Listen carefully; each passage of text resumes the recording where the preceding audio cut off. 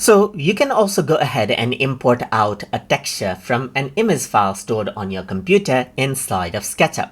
So for that, let me just go ahead and have a surface first. So I'm just going to go around over here and I'm going to go ahead and make a shape. So let's say what I want to do right here is I'm going to go ahead and import out the image right here in the surface. So what I'm going to do now is I'm going to go around over here, and now what I can do is go to the file menu and I can go ahead and click on import right here, and then I can go ahead and choose the image that I want to import as a texture. So now I'm going to go ahead and choose texture and then click on import right here.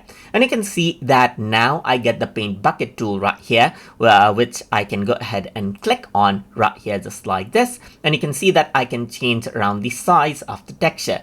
Simply click right here and the texture will be applied. If the texture is seamless, then you will see it seamless right here. But in my case, you can see that you get a repeated pattern right here, just like this. So now you can go around over here again. Let's say, for example, I can go around over here onto the texture.